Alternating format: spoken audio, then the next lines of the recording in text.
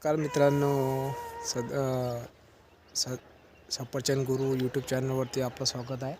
आणि मी आज तुम्हाला देणार आहे सफरचंदाची संपूर्ण माहिती. सफरचंदाची आणि झाड आम्ही छाटणी केलेलं आहे कालदी.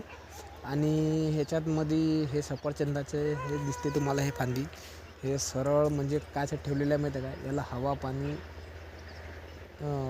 पाहिजे. ऊन आणि हवा हे लागल्यासाठी आम्ही जे तिरकस म्हणजे हे फांद्या आहेत ना, अशा तिरकस होत्या ना, त्या काढल्या आणि त्याची छाटणी केली पद्धतशीरप्रमाणे. आणि याच्यामध्ये ज्या फांद्या जातात ना, त्याच्यामुळे त्याला हवा आणि ऊन लागत नाही. आणि आम्ही ते छाटणी केलेली आहे. आणि हे बघा, याचे हे डीर राहतं, याच्यामधून हे येतात. हे कशासाठी करायला लागते माहिती आहे का? हे याच्यासाठी करायला लागते की याला किडा पण लागत नाही आणि हवा लागते मोकळी, ऊन. आणि याच्याजवळ हे खाली आहे ना, खाली हे तुम्हाला दिसत आहे, याच्यामध्ये जास्त पाणी पण नाही पाहिजे, नाही तर झाड हे पिवळं पडते, एकदम पिवळसं, म्हणजे बुरशी लागून जाते त्याला खाली. हे म्हणजे कटिंग कशामुळे केलेली आहे माहिती आहे का? हे केलेले आम्ही फळ आणि फूल लागण्यासाठी. हे डिसेंबर ते जानेवारीमध्ये करतात.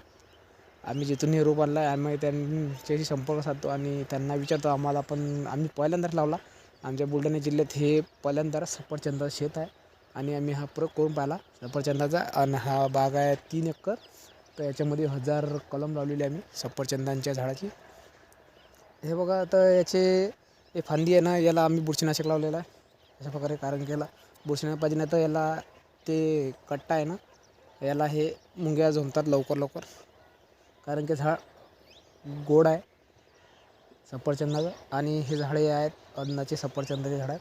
आणि हे बघा, अशा प्रकारे यांनी नवीन डीर फोडले आहे.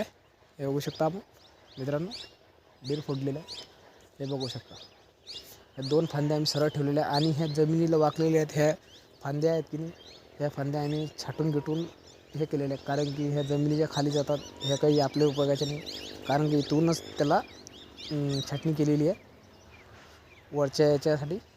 आणि याला फूल आणि फळं हे येणार आहेत. तर हे येणार आहे तिला हे मार्च जूनमध्ये येणार आहे.